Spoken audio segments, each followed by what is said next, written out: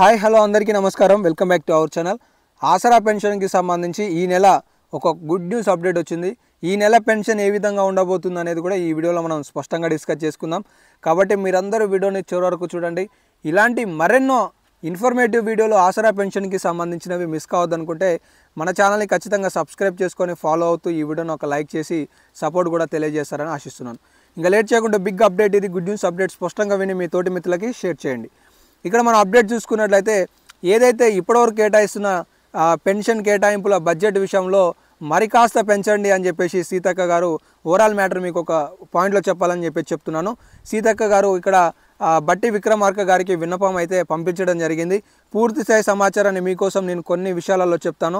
ఇక్కడ కనుక చూసుకున్నట్లయితే ఇప్పటివరకు ఏవైతే కేటాయిస్తున్నారో 51,000 కోట్ల రూపాయలు, వాటిని ఆర్థిక శాఖ ఇక్కడ ప్రతిపాదనలు పంపింది వేరువేరు రీతిలలో. ఇక్కడ చూసుకున్నట్లయితే శనివారం ఉప ముఖ్యమంత్రి బట్టి విక్రమార్క ఆధ్వర్యంలో సచివాలయంలో బడ్జెట్ ప్రతిపాదనలపై సమావేశం జరిగింది. పంచాయతీరాజ్ గ్రామీణ అభివృద్ధి శాఖ మంత్రి సీతక్క ఆ శాఖల తరపున ప్రతిపాదనలను సమర్పించారు. ఈ ప్రతిపాదనలు ఏంటివి అనేది ఒక్కసారి చూసుకున్నట్లయితే ఆసరా పెన్షన్ పథకం కింద 12,000 కోట్లు వెచ్చిస్తున్నారు. వృద్ధులు, వితంతులు, దివ్యాంగులు, ఇతర వర్గాల వారికి పెన్షన్ రెట్టింపు హామీ అమలుకు ఈ కేటాయింపులను 22,000 కోట్లకు పెంచాలి అని చెప్పేసి వారు ప్రతిపాదన.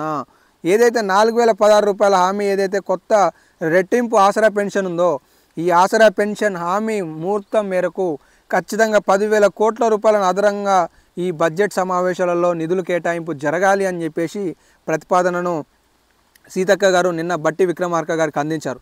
కాబట్టి ఈ బడ్జెట్ ప్రతిపాదన ఆధారంగా మనం చూసుకోవచ్చు, ఖచ్చితంగా తెలంగాణ రాష్ట్రంలో ఈ జూలై నెలలో లేదా ఈ ఆగస్టు నెలలో ఒక శుభవార్త అప్డేట్ అనేది లబ్ధిదారులకు అందబోతుంది.